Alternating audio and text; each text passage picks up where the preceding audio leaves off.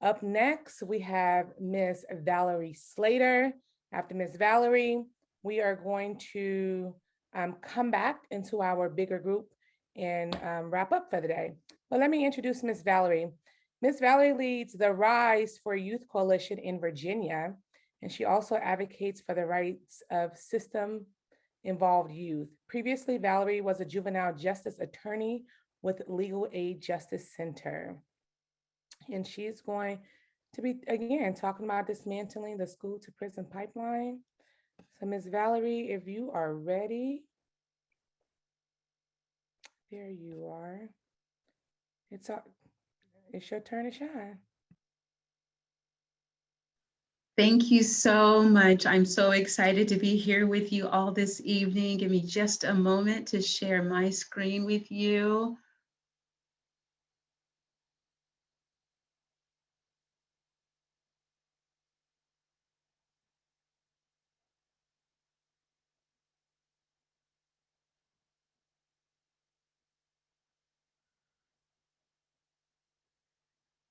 Okay, and I need to go all the way to the top.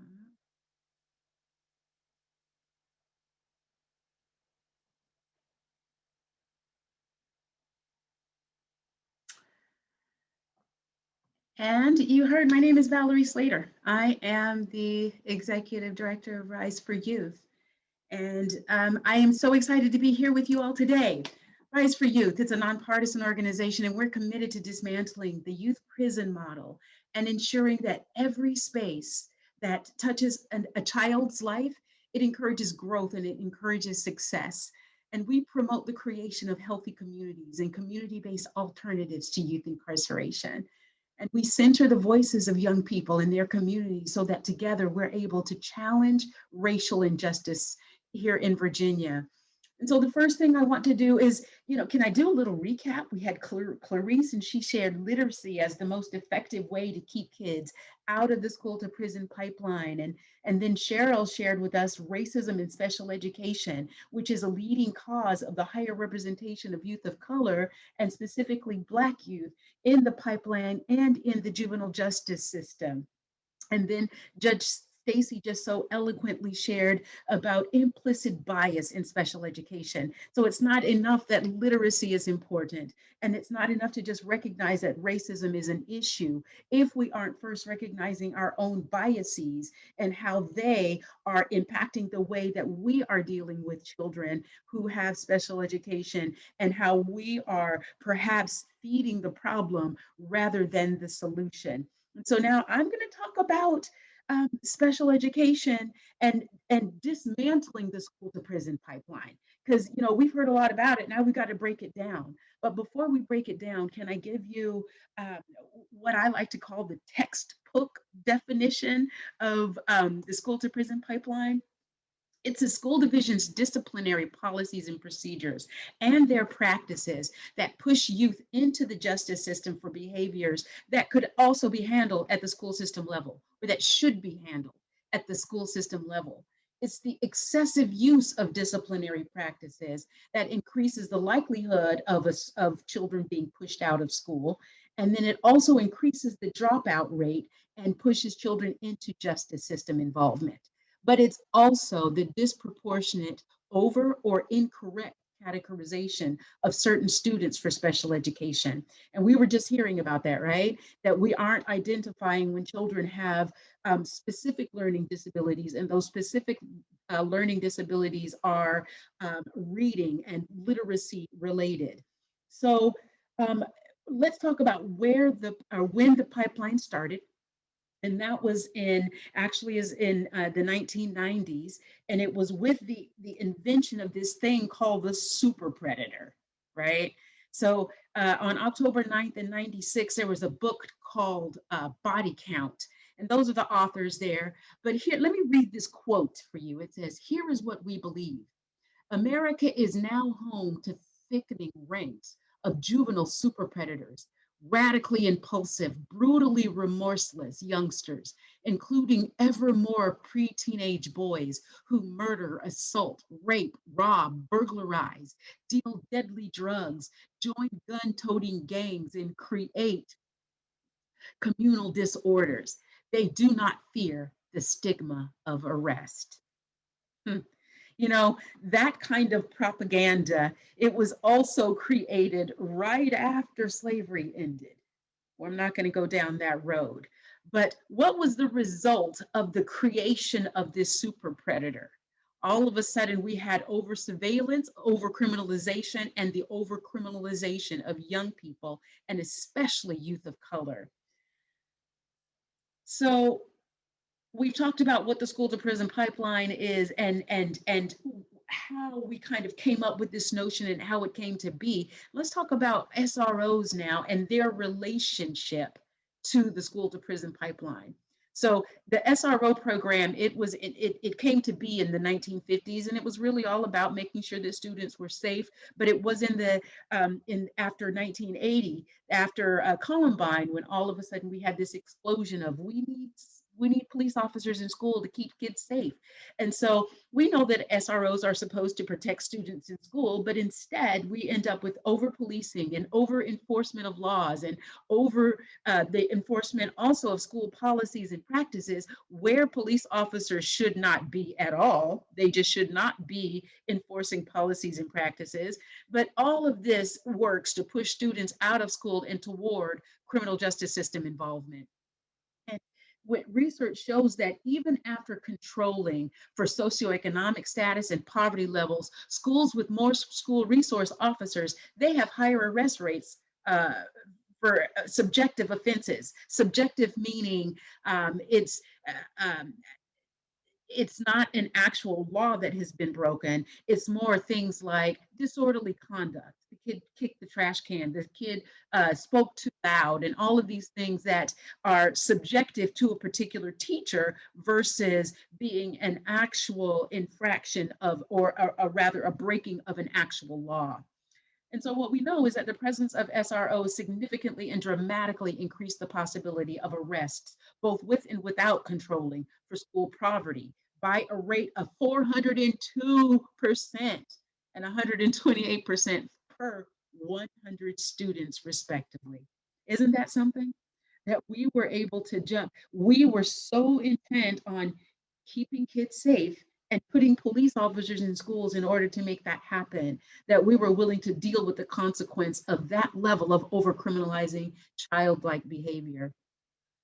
So it also shares that students who attend schools with at least one SRO are almost 5 times as likely as schools without to be charged with disorderly conduct, which is the catch-all.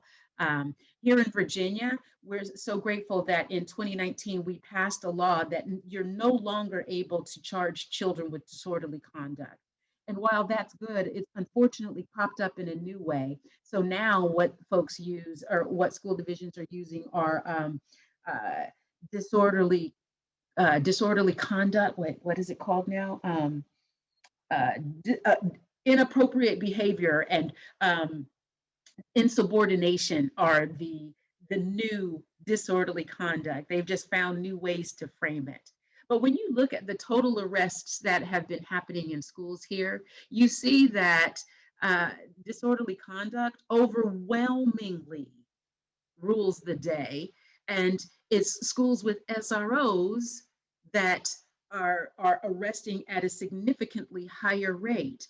But you see, when you look at kids who are actually doing things that we should be concerned about, weapons charges, look how short that is. I mean, it's next to nothing, right? How sad is it that we are so quick to use um, police officers to deal with behaviors that should be handled in school? So now that we talked about how police in school, how that's panning out for us, let's talk about exclusionary discipline and the school to prison pipeline and research. So the United States Commission on Civil Rights, they did a report. They did research, and in 2019, they released their report. And they were looking at students of color with disabilities and the possible connection to the school to prison pipeline and their criteria. They were looking at rates of exclusionary discipline and whether and under what circumstances school discipline policies unfairly and or unlawfully targeted students of color. And then they looked at what was the government's response and the actions on that particular topic. So what did they find? Student of color as a whole and by individual race group do not engage in more disciplinable behavior than their white peers. Hear that? There is no difference in the way children act. They all act up sometimes and they all behave sometimes. But then since the beginning of the collection of this data on suspension and expulsion in the 98-99 school year, there has been a consistent pattern that persists of schools suspending or expelling Black students with disabilities at a higher rate than their proportion to the population of students with disabilities. And you've already heard this. You've heard this all day or throughout everyone's presentation. It has been the theme. And so I'm not going to beat that up too much. Students with disabilities are approximately twice as likely to be suspended throughout every grade level compared to students without disabilities. And there is a consistent pattern of schools suspending or expelling Black students with disabilities at higher rates. And the uneven application of disciplinary policies disproportionately appears in low income and urban communities. Now, the reason that's important to me is because, and I hope it's important to you, because what you learned earlier is that there is no difference in the rate and incident and intensity of the behaviors of children. So why is it then that it's disproportionately appearing in low income and urban communities? Why is it then that it is students with disabilities and in particular Black students that are receiving such a high rate of exclusionary discipline? And then to top it all off, the majority of out of school suspensions are for nonviolent behaviors. So we're putting kids out because we have implicit bias. We're putting kids out because we are just flat out racist. And we're failing to even identify why children are in special education to begin with. We are ignoring their specific learning needs like literacy. So, you know, I'm like I said, I'm not going to keep talking about that, but I do want to talk about the effects. So what does exclusionary discipline, what are the effects on young people? Well, it's harmful to the educational attainment of all students, but students of color with disabilities face even more challenges when they're not able to receive a quality education. And there is a correlation between children not being getting a good education, and then what is their economic outlook and the social problems that they are going to encounter, including school avoidance, increased likelihood of dropping out, and then involvement with the justice system. And longstanding empirical research lets us know that when we use exclusionary discipline for all levels of students, regardless of the severity, it's often ineffective. So it's not even working. So it's time to do something different, right? And I tossed in this slide because, I'm from Virginia. So let me let me just give you a snapshot of what we're doing. While young people and Black youth are 21% age 15 to 17 in Virginia, they're 57% of the students who are suspended. They're 49% of juveniles reported to juvenile court authorities from school. There, 42% of young people reported to intake officers, 54% detained in local jails, and 72% of the kids who end up in juvenile prison. And then, if we look regionally, so when we look at the nation, 1.2 million Black students who were suspended nationally in the 2011-12 school year, more than half of them were from Southern states. And so, I realize that we're in Oregon right now, but isn't that something that the Southern states are the ones who are the largest offenders?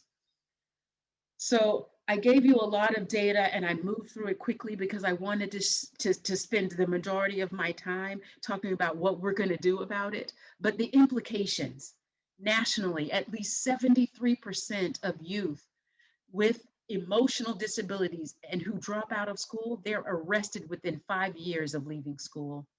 And Black students with disabilities constitute 19% of all students with disabilities, but they're overrepresented at 50% of students with disabilities in correctional facilities. And then the Council of State Government and the Justice Center, they found that after controlling for campus demographics and individual student characteristics, being suspended or expelled made a student nearly 3 times more likely to have contact with the juvenile justice system the very next year. So it's not so much where you grow up, it's not so much what your economic or any other factor. But if you've been suspended or expelled, you are 3 times more likely to have contact with the juvenile justice system the very next year. And then juvenile justice system and adult prison populations, you've heard this statistic already, but 70% of incarcerated individuals have not completed high school. 75% of youth under the age of 18 who have been sentenced in adult prisons have not completed the 10th grade. 70% of incarcerated youth with disabilities have been identified as having learning disabilities. And 33% have a reading level below the 4th grade level. So again, these are all statistics that you have been hearing, but I'm hoping that they are really sinking in and that we are saying to ourselves, we have got to do something about the school to prison pipeline. We have got to do something about the way it is impacting youth of color. We have got to make sure that literacy is number one, the forefront of our mind, making sure that all students have access to learning. There's a reason why it could be a death sentence to learn to read when you were a slave, right? Education, it is the great equalizer. It is the one thing that can cause it, that can change an economic status, right? When you know more, you're able to do more, you're able to learn more, and you have a level of mobility for you that far surpasses someone who is illiterate. I just want to stop here for a minute. As of 2001, one of every 3 Black boys born in that year could expect to go to prison in his lifetime. And that's 1 in 6 for Latino young men, as compared to 1 in every 17 for white boys. I'm just going to let that sink in. We have got to do something about the way our education system fails students of color, fails students of color with disabilities, fails students with disabilities all across the board. When we can say that 48% of people currently serving life and virtual life sentences are African American, that's a problem. And then 15% are Latino. And that 56% of people in the United States serving time for a drug offense are either African American or Latino. And then although only 8% of adults in the United States have a felony conviction, that 1 in 3 of them are African American men. We have a racial problem. So can I share just a few other racial disparities in our system? We all know who this is, right? Amanda Gorman. She read that amazing inaugural poem that I know that I've gone back and read and I've just kind of pondered and still get chills when I just consider it. Let me just read her tweet from recently. A security guard tailed me on my walk home tonight. He demanded if I lived there because you look suspicious. I showed my key and buzzed myself into my building. He left with no apology. This is the reality of Black girls. One day you're called an icon, the next day a threat. We've got to do something about the way we deal with children, we deal with people of color in this country. Black children are more likely to be held in custody. I'm not going to read these statistics. You're going to have this PowerPoint. You'll be able to go over them yourself. And even during COVID, white youth have gained early release at higher rates than children of color. Isn't that something? While we are reducing the number of children in detention, it's still the Black children who are remaining. You know, by May 2020, detention centers are releasing white youth at a 17% higher rate than Black youth, according to a monthly survey of juvenile justice agencies in more than 30 states. And this research was conducted by the Annie Casey Foundation. So now let's get to it. What are we going to do about this problem? What do we do about it?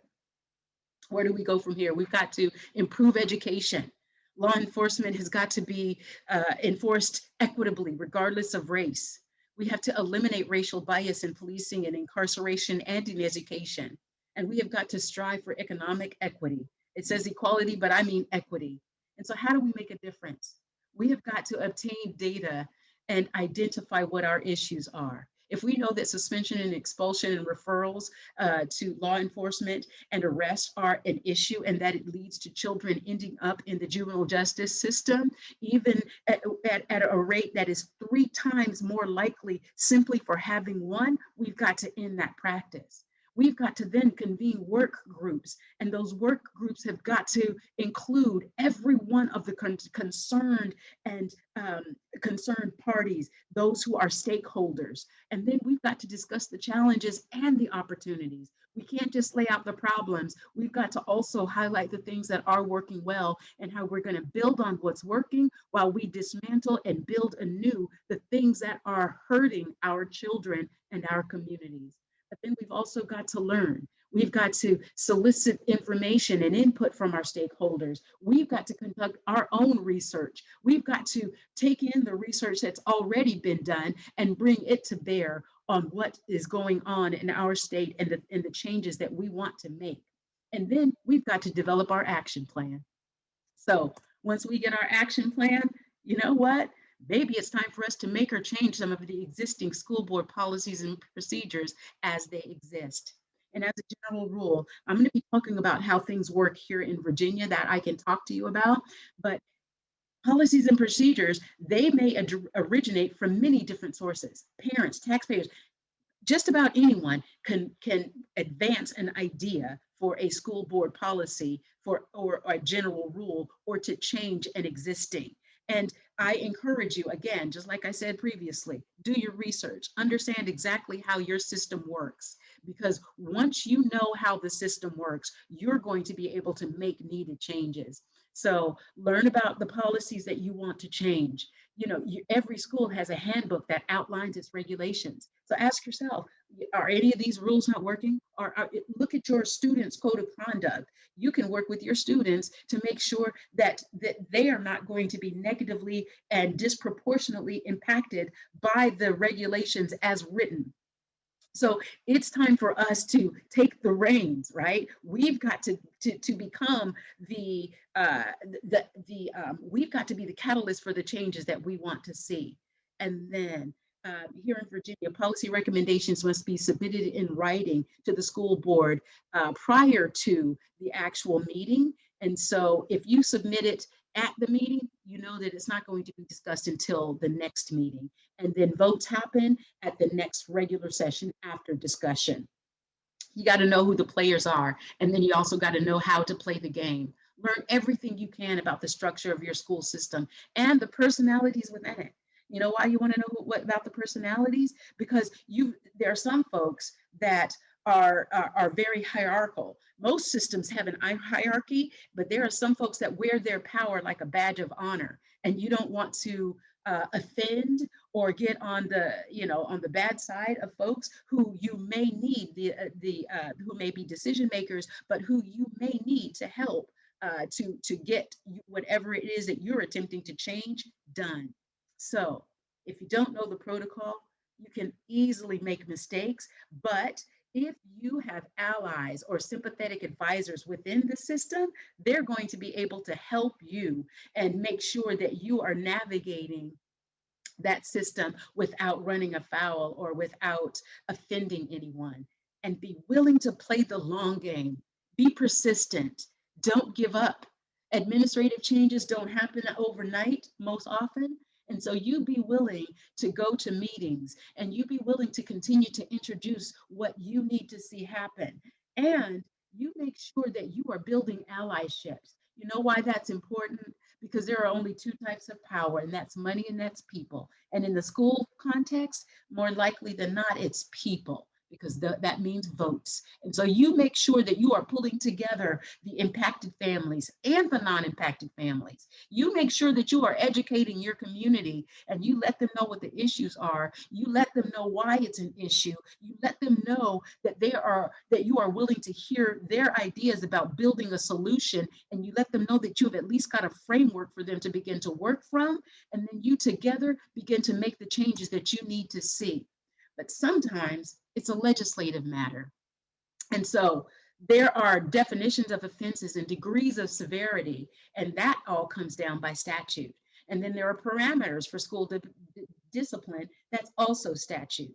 And then the parameters of offenses that, even if they're committed in the community, have to be reported to the school. Again, we're talking about statute. So you got to know when you're going to be working at the school board level, and you've got to know when you're going to be doing legislative advocacy. So if we want to limit the use of suspension and expulsion, we know that that's a step in the right direction, but we've got to be able to go to our legislature and be able to read the particular statutes that outline where it is that discusses what is what are the offenses that are automatic suspension and expulsion, and then we can advocate for changing them. We've got to know what are the discretionary suspension or expulsion, and then we need to make sure that nothing is in even the framework for suspension and expulsion that should not be. But then we know exactly how to go back to our school boards. If it's not a mandatory, and then you look at the policies and the procedures and it is there you go. You have looked legislatively, and you're able to go back to the school board level and make a change there, or at least introduce that change, and then gather your forces to come back to that school board and make those changes. I know I am running tight on time, and I want to get all of this in. So what does it mean? We've also got to point out to our legislative targets, what are the silver linings? We can't always come with problems, right? We have got to let our legislative allies know that some things are going right, and we've got to thank them. And we have got to make sure that we are including them as we are building out the changes that we want to see. Because as we build with them and allow them to be champions of some of the change, then that is going to just continue to not just pump up that legislator and increase the likelihood that they will regain their seat because they will be popular, but it also builds your influence. You want to be the parent group that has the influence to make the changes, and that you're going to be the sought out one because you're always coming with more information that is going to make that legislator a key person that they're always going to go to as it relates to a particular piece of information. And know that legislative advocacy is a year-round event. You are going to be engaging your legislators in the off season because you want to be constantly providing them with more information. You want to be letting them know what are the concerns in the community. You want to let them know that there is a large group of constituents that are engaged, that are knowledgeable, and that are at their disposal when it comes time to bring about the changes. Because, when they are on the floor and they are arguing for a particular piece of legislation, they want to be able to say, yes, and in the gallery to testify on this issue is this group, that group, we are representing. And then when you get up and start talking about, we represent hundreds of families across the state, then that brings power. Again, power, it's either money or it's people. So unite in the fight for right. So you've always got to be a provider of information and a facilitator of valuable connections for your legislators. And so whether you are working to create or change policies and procedures that are governing school discipline, or you're advocating for legislative change, remember that communities wield the greatest power when they are unified and speaking with one voice and bringing about a demand for change. So I know I really went through that fast, but I knew I had a lot of information and I wanted to make sure that I was going to be able to get it in. And so at this point, I just want to thank you all for listening. I want to thank you all for being a part of this amazing event. And thank you for even inviting me but what I hope you will take away is that you have the power to make change. You have the power to unite and to demand that what you need to see, that you want to make sure that every child can read, then you make sure, you know what, I really like the way Ms. Clarice put it. She said, hold the demand that the school division teaches children to read rather than demanding students learn to read. Flip it on them. I didn't say it right, Miss Clarice. I wish I could have said it like you did, but you know exactly what I am trying to say. But again, thank y'all so much for listening, and I appreciate your allowing me to be a part of this great event. Yes, thank you so much, Miss Valerie. I learned so much. I'm sure we're all learning lots today. We have a 10-minute break. I do want to encourage everyone to come back to our wrap-up session. We have some great tangibles for not only educators, but also for parents. And then we're going to talk about where do we go from here. So I'm going to let you guys have 10 minutes. I will be back at 1:50, and we're going to do our last session, and everybody gets to have their Saturday back. Thank you all. Thank you everyone who has spoke during this time. I really appreciate it. And go take your 10-minute break.